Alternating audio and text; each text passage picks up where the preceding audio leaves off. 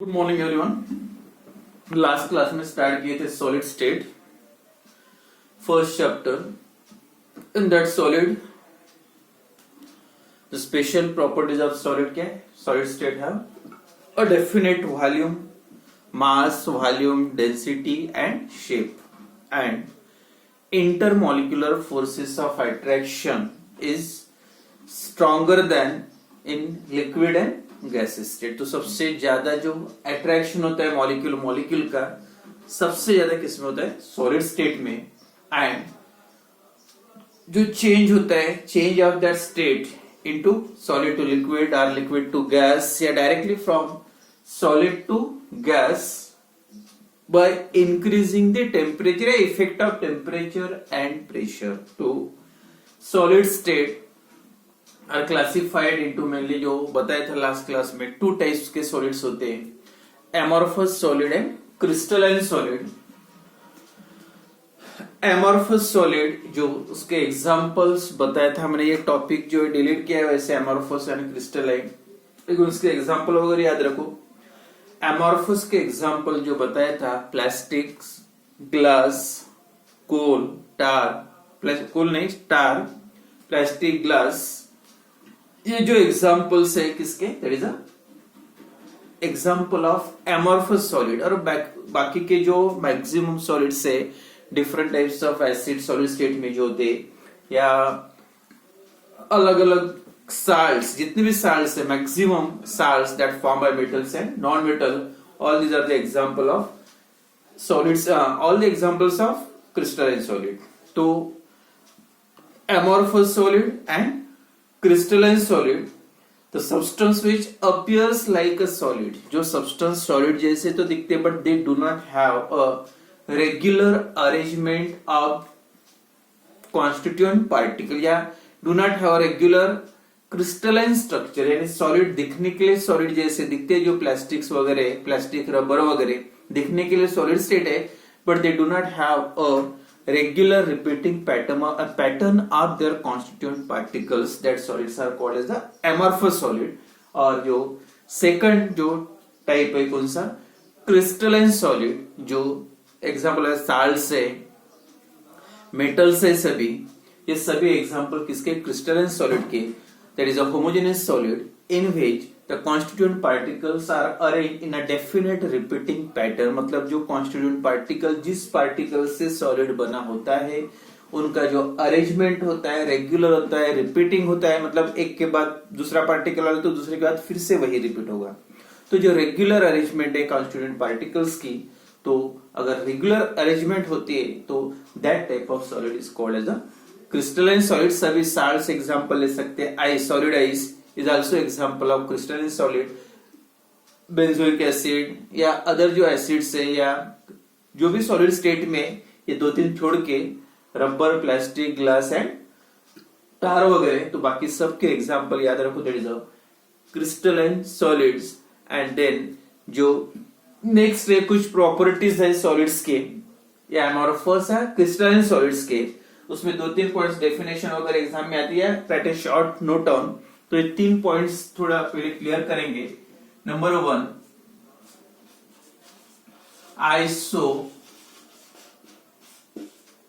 Isomorphism या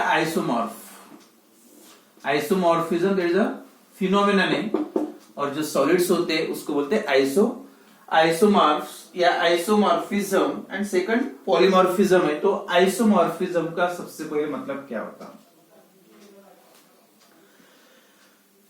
इसके सबसे पहले मैं एग्जांपल लिखता, NaF sodium fluoride and MgO, ये एक। दूसरा Fe2O3 Cr2O3 chromium oxide, ferric oxide, या Na2CO3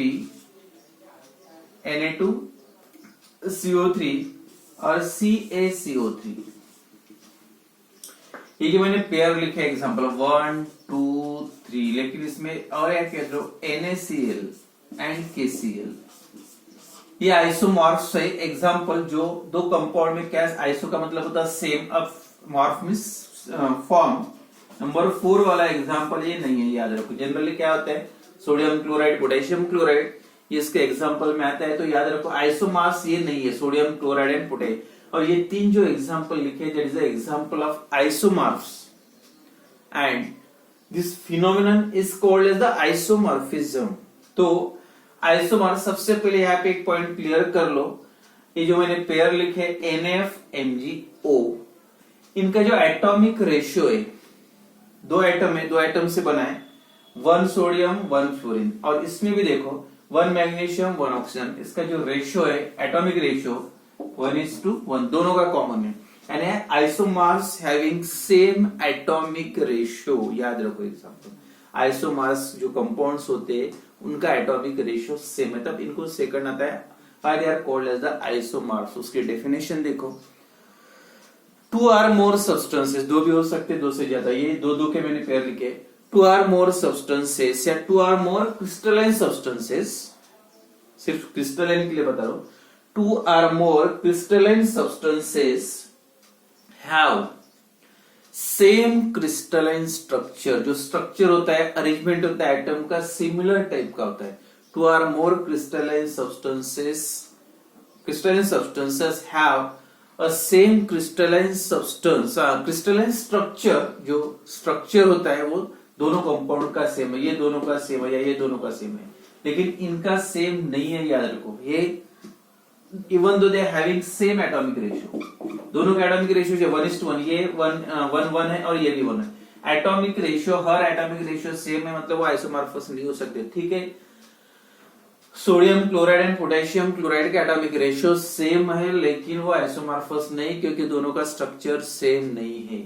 तो एटॉमिक रेशियो तो सेम होता है आइसोमॉर्फस कंपाउंड का, आइसोमॉर्फस का, लेकिन सभी एटॉमिक रेशियो सेम वाले कंपाउंड आइसोमॉर्फस नहीं हो सकते, मतलब स्ट्रक्चर तो ये दोनों नहीं है, याद रखो। ये sodium chloride and potassium chloride are not the example of isomorphous compound. Then एक तो पहला क्या है, एटॉमिक रेशियो सेम, और सेकंड जो डेफिनेशन बताया था, 2 or more crystalline substances या 2 or more crystalline solid बोल सकते हैं, 2 or more crystalline solids have same crystalline structure are said to be isomorphous, उनको क्या बोलते हैं, isomorphous, and the phenomenon is called as a isomorphism। मतलब सिंपल मतलब है, दो या दो से ज्यादा जो कंपाउंड्स होते हैं, क्रिस्टलाइन सॉलिड्स होते हैं, दोनों के या दो से ज्यादा, तीन भी हो सकते, सबके स्ट्रक्चर सेम है, क्रिस्टलाइन स्ट्रक्चर सेम है, and then they are called as the isomorphous. और आइसोमॉर्फस कंपाउंड्स का याद रखो एटॉमिक रेशियो भी सेम होता है। एग्जांपल याद रखो और उसके डेफिनेशन इंपॉर्टेंट है, तो हो गया, ये हो गया एग्जांपल का मतलब आइसोमॉर्फस कंपाउंड, और this phenomenon is called as a isomorphism. एक बार definition, 2 or more crystalline solids या 2 or more crystalline substances have a same crystalline structure are said to be isomorphous, and the phenomenon is called as a isomorphism, और phenomenon को आप बोल सकते हैं isomorphism। और एक पॉइंट इसका याद रखना है, they having a same atomic ratio, उनका एटॉमिक रेशियो जो होता है वो सेम होता है। तो ये डेफिनेशन या कभी 2 मार्क के आता है तो डेफिनेशन के साथ एग्जांपल लिखना पड़ेगा, या डेफिनेशन 1 मार्क की पूछी तो डेफिनेशन। द नेक्स्ट डेफिनेशन है नंबर 2, पॉलीमॉर्फिज्म।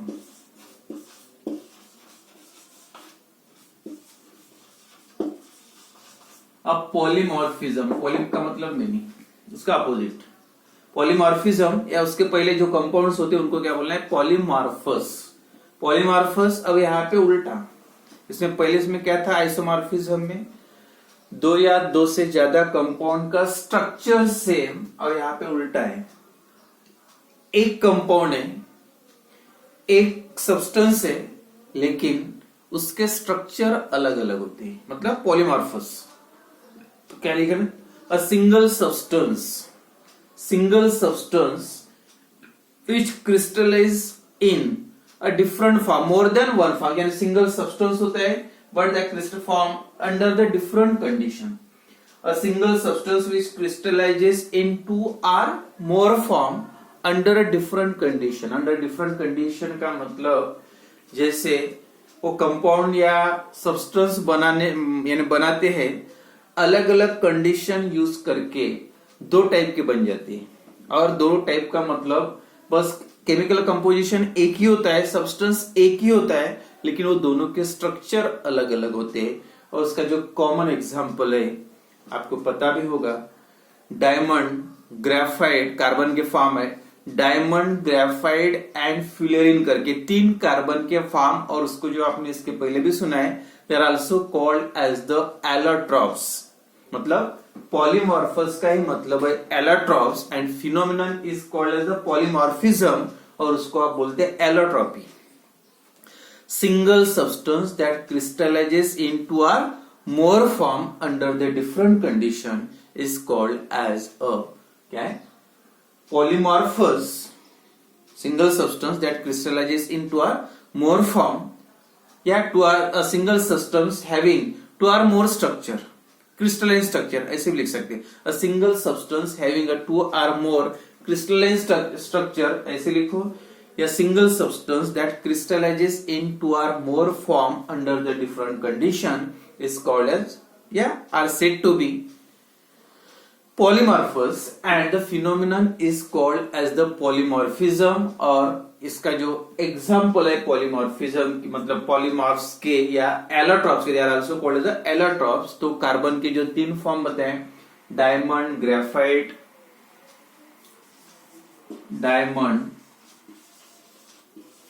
ग्रेफाइट और एक एलोट्रॉप है इसका फ्यूलेरिन करके। डायमंड, ग्रेफाइट या फास्फोरस के रेड फास्फोरस, येलो फास्फोरस, बहुत टाइप और तीन चार टाइप्स के रेड, येलो या सल्फर, मोनोक्लिनिक, रोम्बिक, ये अलग अलग टाइप के जो होते हैं कंपाउंड्स। मतलब एक ही है, ये भी फास्फोरस है, ये भी फास्फोरस है, लेकिन उनके स्ट्रक्चर अलग अलग है। ये तीनों कार्बन ही है, ग्रेफाइट, फ्यूलेरिन और डायमंड, लेकिन उनका स्ट्रक्चर अलग है। तो सिंगल सब्सटेंस के अलग अलग स्ट्रक्चर, और जो आइसोमॉर्फस का मतलब अलग अलग सब्सटेंस के same structure, structure same, compound अलग अलग, और यहाँ पे कंपाउंड एक और स्ट्रक्चर अलग अलग। तो पॉलीमॉर्फिज्म का मतलब पॉलीमॉर्फ में मेनी फॉर्म, एक कंपाउंड के मेनी फॉर्म्स होते हैं, और यहाँ पे आइसो मतलब सेम फॉर्म, कंपाउंड अलग अलग लेकिन उनका सबका फॉर्म सेम, सबका स्ट्रक्चर सेम। तो ये दो डेफिनेशन याद रखो एक बार। Polymorphism, a single substance that single crystalline substance that crystallizes in two or more form under the different condition is called as a polymorphous, and phenomenon is called as a polymorphism, मतलब allotrope उसके example. And then जो next definition है isotropy.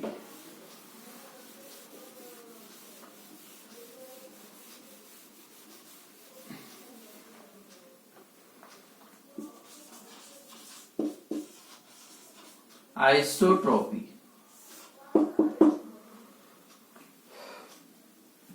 Isotropy का मतलब क्या, उसके पहले crystalline substance के लिए है, ये स्पेशली फॉर एमॉर्फस सॉलिड।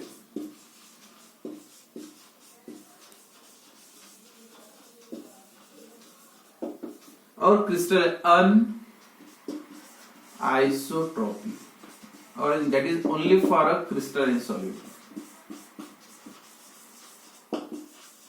ये क्रिस्टलाइन सॉलिड के लिए स्पेशल है।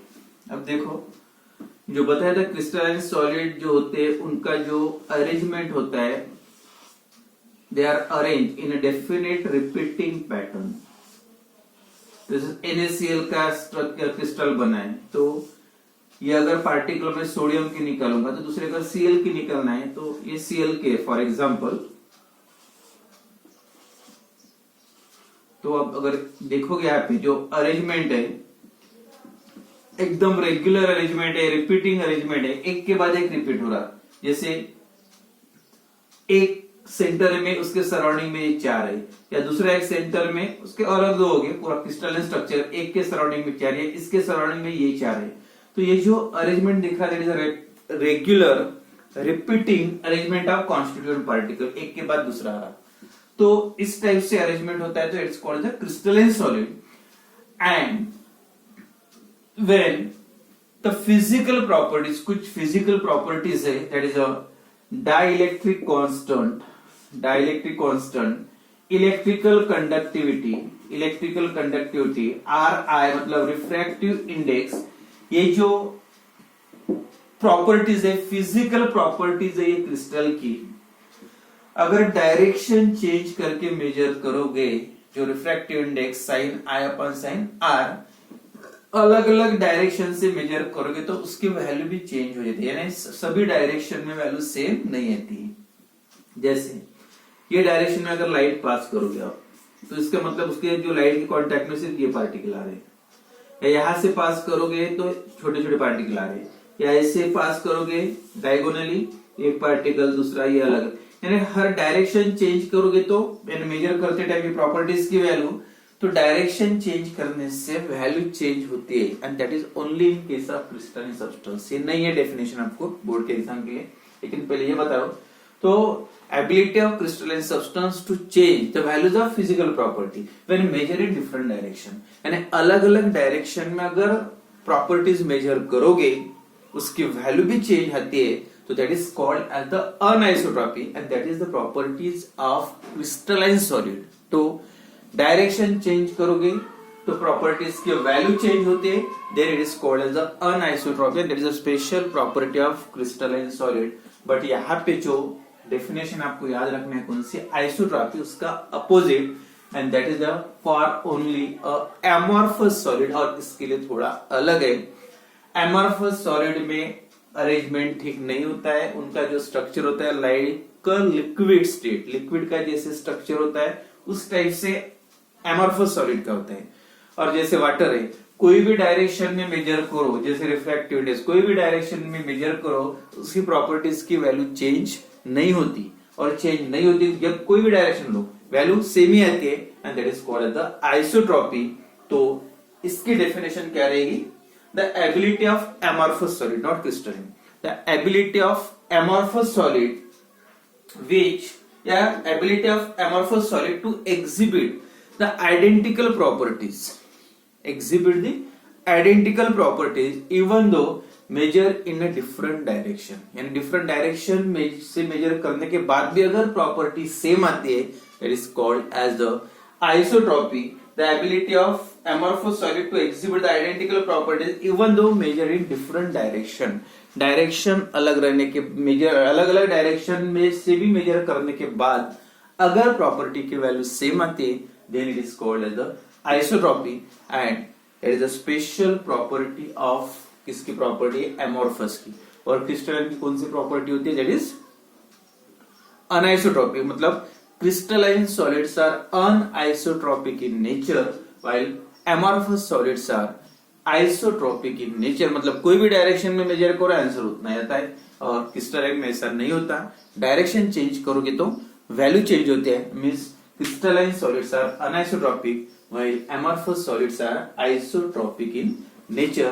तो ये जो तीन प्रॉपर्टीज है, तीन पॉइंट्स है, कौन कौन से, पॉलीमॉर्फ, पहले isomorphous, two or more substances having same crystalline structure, polymorphous single substances having two or more different form, मतलब they crystallize in two or more form under different condition. और तीसरी जो डेफिनेशन आइसोट्रॉपी की, ability of amorphous solid to exhibit identical properties even when measured in different direction is called as a isotropy, and that is a property of crystalline solid. And then जो next topic है, that is the classification of crystalline solid. crystalline solid के आप classification क्या क्या और कितने type के, कौन कौन से एग्जांपल है, जो बताया था मैंने शुरुआत में.